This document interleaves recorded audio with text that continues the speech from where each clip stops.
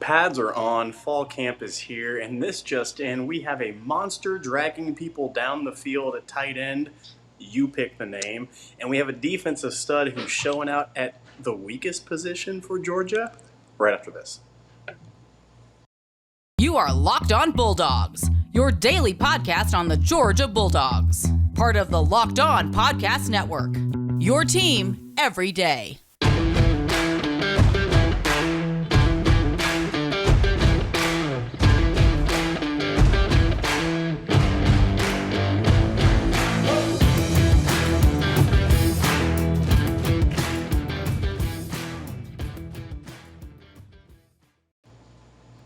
Hello and welcome back to the Locked On Bulldogs podcast.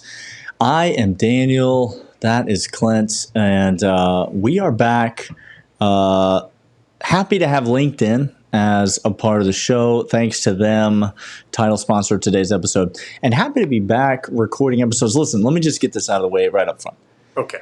The audio is probably terrible on this episode. Stop. We don't know that. We do know that. We know that the audio is going to be terrible. But let me just tell you, we had episodes for every single day last week. Recorded and in the can, but we had to trash them because the audio was so bad. I don't know. We're working on it. We're trying to get it right.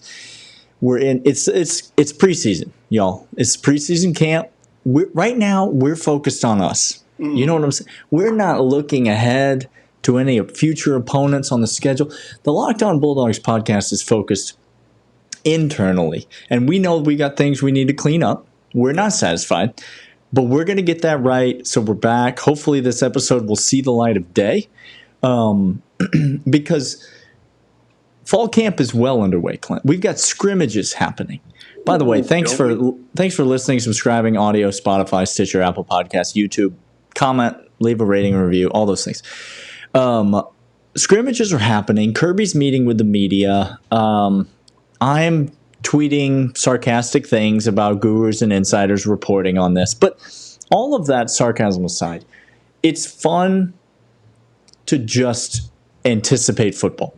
We know you're not going to get anything out of these scrimmages. We're grasping at straws. We're talking about rumors. We're speculating and conjecturing and whatever. But it's fun to just anticipate football. We're less than 3 weeks away from seeing our beloved Bulldogs, reigning national champion Bulldogs, on the field. I was just a few moments ago, Clint, I was thinking to myself, every year, right around this time, I try to fight it. I try to hold it at bay. But every year, right around this time, the thought will begin to creep into my head, maybe this is our year. We have a shot. Guess what, Daniel? Guess what? It don't matter, Clint. We've already had a year. We're not waiting on anything. We just get to soak and bask in the full enjoyment of college football this year. And we're going to be doing that all season long. Today we're going to talk about the cocktail party. We're going to talk about what is being reported as big news and what is not big news at all, what that means for Georgia.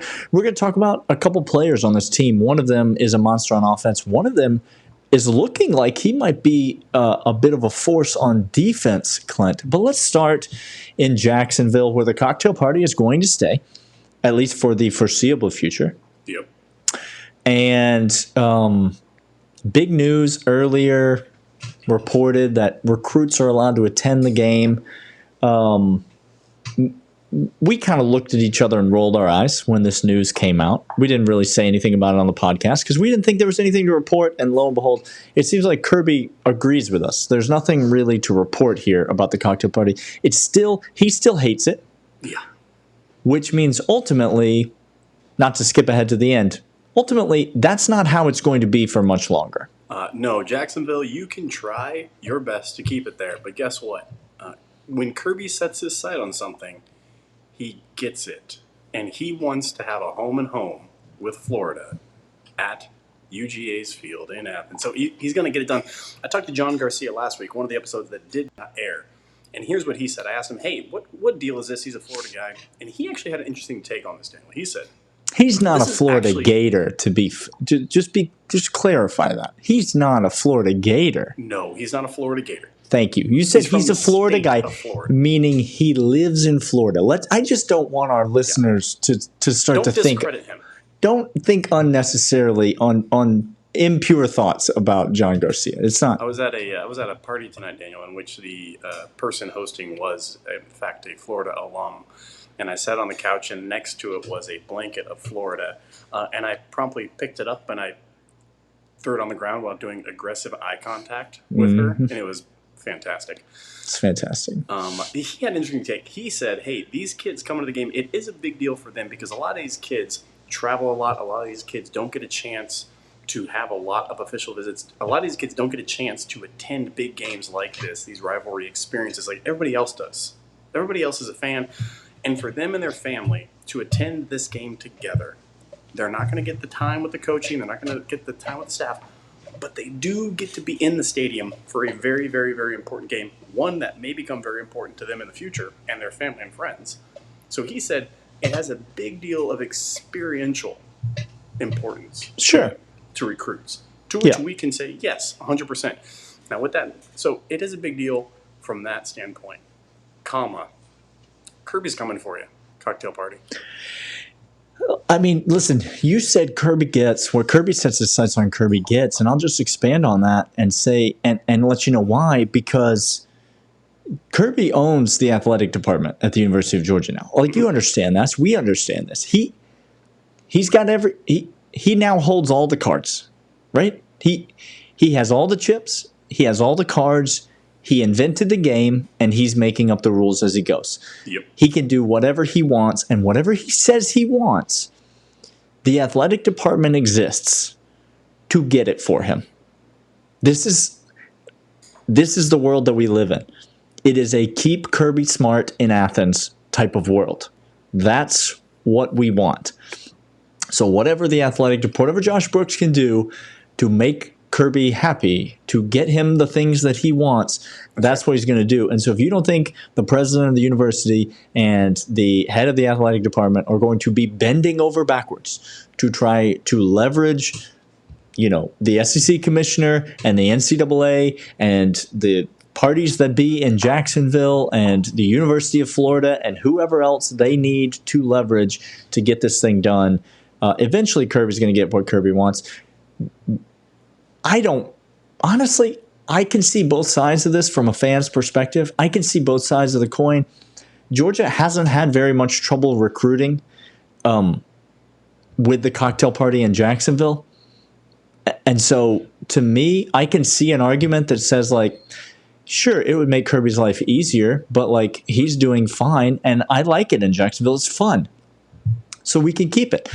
But I can also see that hosting Florida every other year. Heck, going to the Swamp and beating them by 17, beating them by 24 points in the Swamp. Watching the Swamp clear out midway through the third quarter, Clint. I'm sorry, but just inject that right into my veins because that sounds pretty good as well. So whatever happens with the cocktail party, Kirby's going to end up getting what he wants. But let's move on from that, and let's talk about the actual football players on this actual Georgia team, Clint, right after we talk about LinkedIn. That's right. LinkedIn, another time has come in which businesses all across America are opening back up. With so many small businesses out in America right now, there's so many jobs to be had, and LinkedIn gets you the right candidates for your job opening that you have. If you're a candidate or you are searching for a candidate, LinkedIn is the place to go. You get over there right now, and you can sign up for free to do a free job posting based upon Locked In's sponsorship with us, with them. Get over there right now. Get the best candidates. They have screening questions. They have an ability of network over 810 million people throughout all the networks. You get a hiring frame over all of your social media from LinkedIn. It's a great spot. Get over there right now. LinkedIn Jobs helps you find the candidates you want to talk to faster. Post your job for free at linkedin.com/lockedoncollege. That's linkedin.com/lockedoncollege. Terms and conditions apply. All right, Clint. It's fall camp. We're a scrimmage in the books. Yes. And I don't want to say, but I will. Okay. I think Big O might be one of the most underrated, underthought about players on this entire team. I think Darnell Washington. Well, it's easy, Daniel. The statement you just made is not an easy statement. It's easy to see why that's the case because he has the leading touchdown threat on Georgia coming back at his position. He has another guy at the position that was all-worldly at LSU. He's got two guys that would start on every other college football team in America, and he's third on and Big O would start on every other college team in America. So it's easy to see why that's the case, Daniel. But then you look at him, Clint, and we're talking about a guy, 5-star, consensus 5-star out of Las Vegas. He's 6'7". Yeah. He looks like he's carrying about 3 bills around, but he's carrying them really well. Athletic, strong, fast, physical. And we're talking about this guy being overlooked. It's a testimony to the quality of depth in the tight end room, but it's also, I think, a reminder that we have seen very little fully healthy Darnell Washington over our lives, Clint. Yes, 100%. This is the thing. So the rumblings out of fall camp are that Big O is just dragging fools everywhere. DBs are trying to tackle him, can't even lay a hand on him. And when they do lay a hand on him, he is taking them for a state fair ride. And they are just holding on for dear life, hoping just got a funnel cake in one hand and a large diet soda in the other, and they are just on a wild ride. They are wondering who put the cyclone back up because there is no laws governing the restrictions of the way that this ride undulates. Big O is just, he's not lumbering down the field. He is sprinting with these. So that's the news out of camp. And yeah, Daniel, what we haven't seen, and I think what people overlook, Brock Bowers, the commodity that you get out of him. Incredibly athletic guy, gets open in space.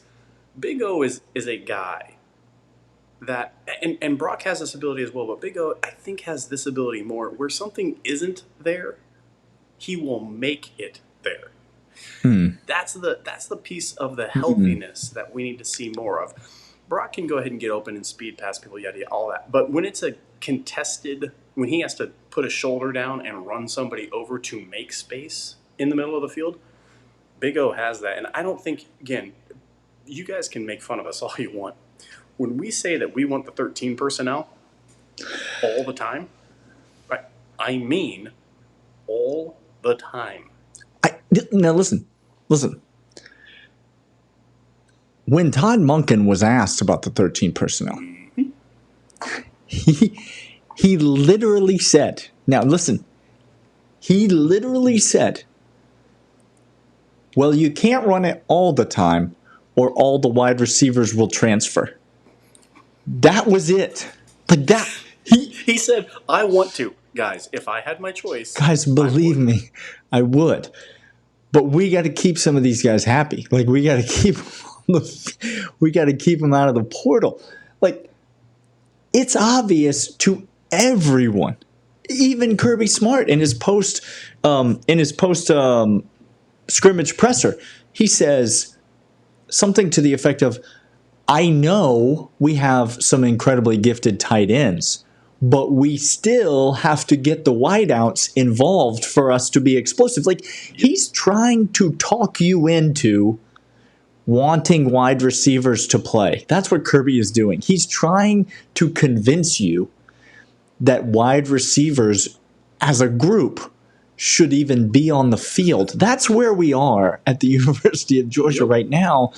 And then as he's listing wide receivers, he just stumbles over himself and accidentally mentions Oscar Delp, who he then classifies as a pass catcher because he's been listening to the Locked On Bulldogs podcast. That's right. He knows. And you come to realize Georgia just has good players, and they're of one type. No, it's not to say we don't have other good players. Not to say that we're going to talk about wide receivers as we move through camp. We're going to talk about, guys like Dylan Bell, and it seems to be getting a lot of buzz. And obviously guys like A.D. Mitchell, Lad McConkey, Karras Jackson, guys that we know what they are and what they can do. It's not like Georgia has no wide receivers. But if you look at quality of depth, where you typically have one good tight end and then some serviceable tight ends, you typically have 3 to 4 good wide receivers, and then there's the drop-off. Well, you have your 3 to 4 good wide receivers, but then you have 3 to 4 elite tight ends as well. It's just the disparity in depth is overwhelming at Georgia, and you're going to see a lot of 13 personnel this year because Todd Monken wants to win the game. Again, he said, my job is to score points. To score points. Okay. If that's my job, I'm going to get somebody on the field that literally can't be tackled for 40 yards. What are teams going to do, Clint? Just what are they going to do? Okay, again, please, Georgia fan, listen to this. If you're a college football team, if Kirby Smart does this every single game. He tries to take away the best weapon on offense. All right? It's Bill Belichick 101. When you face Georgia and you're a defensive coordinator and you're trying to make a game plan of the personnel you have, you don't have anybody already who can go up against Brock Bowers. Okay, right out of the gate. I don't have somebody fast enough or big enough to cover him. And then you say, okay, but you have 0 of those. Sorry, don't mean to cut you off. This is just mind-boggling to me, and I just need everybody to process it. He's the easiest guy to cover of the 3. Yes. Now, he's the best of the 3. That's not what I'm saying. I'm not saying he's the worst.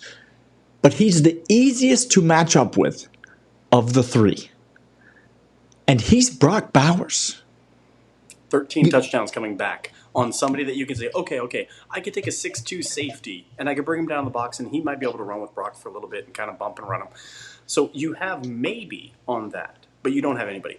And then you ask the defensive coordinator, you're like, okay, fine, you don't need 3 of those. You don't need 1 of those guys. You need 3 of those guys because they have 3 of those guys over there. And then all of a sudden you start bracketing and you start saying, okay, we'll cover 1 over the top of the safety, 1 underneath one linebacker. But then you go, okay, that's great for 1 of them, but we have 3 of them. What are we going to do, DC? And all of a sudden somebody's on an island, and all Stets has to do is find that one-on-one matchup. And he goes, okay, that's who gets the ball. It's not going to be a one-on-one matchup, Clint. That's what I was going to say. This is why I love having an experienced quarterback coming back. You could say what you want about Stetson Bennett, but I love having an experienced quarterback coming back because there are going to be some busts, Clint. Mm-hmm. I'm talking about some 1-on-0 type coverage situations where all of a sudden you got 2 guys running this way. One of them goes, and they veer off like this, and both defenders go this way. And now, oopsies, we've got Lad McConkey streaking free down the sideline because we were so concerned with the underneath stuff to Eric Gilbert, who's already got 10 catches in the game. You can't stop him. The floor of this offense is 32 points. I'm curious to know how many games you think they're going to score over 40, Clint. I'm curious about that. You know what, Daniel? I'm not going to tell you that right now. Okay. Well, I'm curious. We might talk about that at a later time. But okay. All right. Well, let's talk about Tresman Marshall right now if we're going to do something. First, I'm going to tell you about BetOnline. BetOnline's our online sportsbook expert. Listen, you guys know this already. The season is here.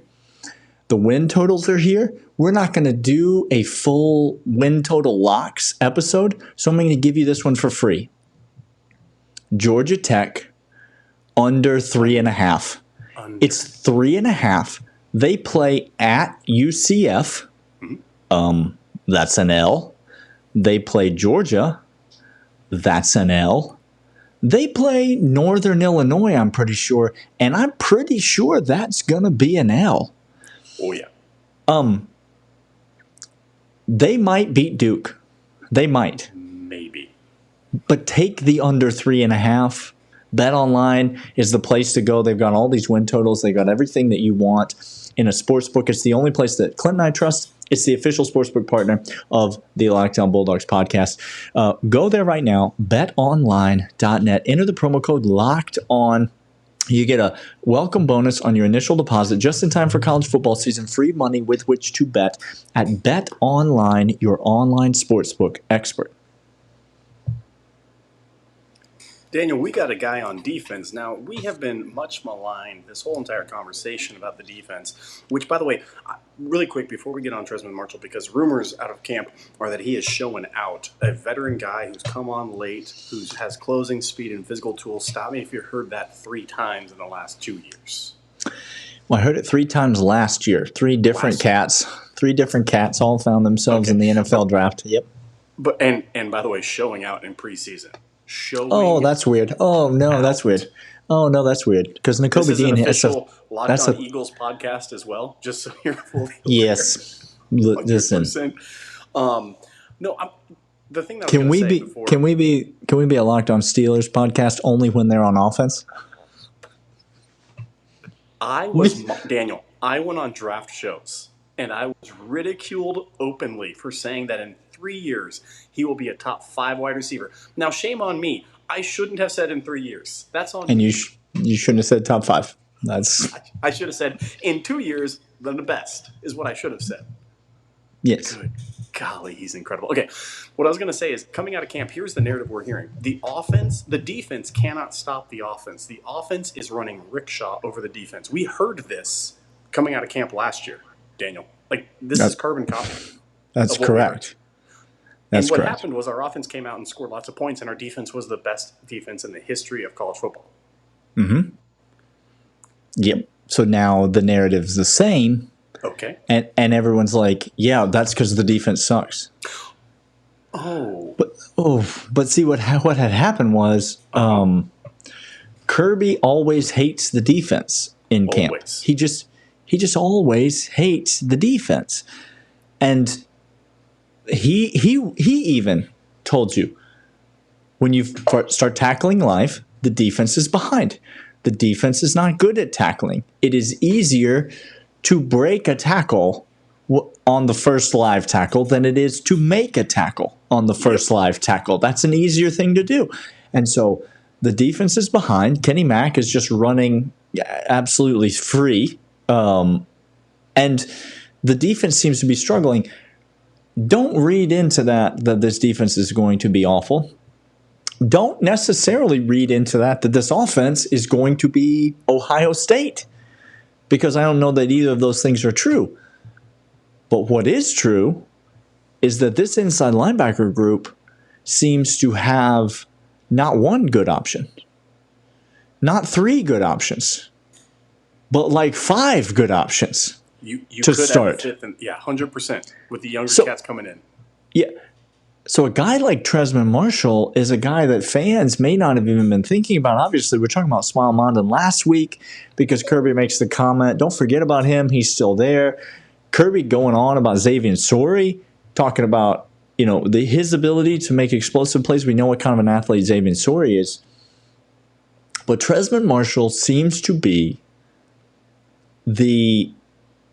along with Pop, he seems to be the steady, consistent force in that inside linebacker group. And that's going to make a guy like Glenn Schumann, Will Muschamp, Kirby Smart, that's going to make them feel good. Especially early in the season, I think we're going to be seeing quite a bit of Tresman, because I think we're going to see some of Smile. I think we're going to see some of Xavier, but I think we're going to be seeing quite a bit of Tresman Marshall, because he just has the ability to be in the right place and be sound in his tackling and his assignments. And that's what you need out of that position. Again, I just want to clarify for everybody, when we say this inside linebacker group was looked at as the weakest unit on this entire defense, and what we're determining is actually might be the deepest and one of the best units on this entire defense. And Tresman Marshall is that dude that, just like last year, we're going to find niches for all of these guys. And I don't exactly know. He's going to know assignment. He's going to know discipline. He's going to know coverages. He might be more of that. But all of these guys are freak athletes who kind of run the same mold. We've been talking about the recruiting of the mold. Outside edge defenders with Georgia are forevermore 6'6", 265 to 275, and run a 4.4 40. That's just apparently what you need to Big come dude. to UG as an edge guy in recruiting from here on out. Inside linebacker, it turns out Glenn Shue knows what to do with those because we've gotten them all drafted. And let me put this in context for you. Monty Rice is a damn good dog, somebody that Daniel and I love. He puts a hand on you, you go down, is Monty Rice's tagline. Daniel, I don't know if Monty Rice starts in the last 2 years at Georgia at inside linebacker. Yeah, he might start on this year's team. Maybe. But last year, we had 3 dudes that could run circles around Monty Rice. And I love that guy to death. Love. But last year, Monty Rice doesn't sniff the field at the University of Georgia. Not with Quay Walker and Channing Tindall and This year, Nakobe Dean. he's fighting for reps with these 5 guys. This year, he's in there for sure. And he, because of the leadership and the presence that he would bring, that's the thing that this group is missing most of all. It's got plenty of talent. There's plenty of talent in the inside linebacker room. All right. We got a lot more that we're going to talk about this week. As long as this, if you're hearing this episode right now, then that means we're definitely going to have an episode for you tomorrow and hopefully the rest of the week. We're going to talk about the starters on offense, the starters on defense. We're going to talk about lots of stuff. Also, the Locked On Bulldogs is putting out an official college pick'em league. We're starting a league. And so let me just say this. Here's what we're not going to do. Okay. We are not going to publish the link to this league on our Twitter. No. Do you know why? Because we're not interested in all you Alabama fans jumping into this league. Not a chance. Do you know why? Because we're going to give away something special to the winner, and I'm not trying to give you anything. No, we got prizes for y'all. If you want to be a part of the official Locked On Bulldogs Pick'em League, compete against guys like M-Dubs, executive producer, compete against guys like John Tweet Sports. If you want to be a part of the official college Pick'em League for the Locked On Bulldogs, slide into the DMs on Twitter, @DawgsPodcast, or send us an email, lockedonbulldogs@gmail.com, and we will get you the link to sign up for this league. To be clear, it is if you're listening to this, get in contact. You are welcome to. We're not going to publicly do it on Twitter, but you're welcome to. You are invited. The screening process is: can you follow these directions and get into there? That's the screening process. That's correct. So hit us up on Twitter @DawgsPodcast or send us an email, lockedonbulldogs@gmail.com, and we'll get you all signed up. So Clint and I will be back tomorrow, and we will see you guys then. See ya.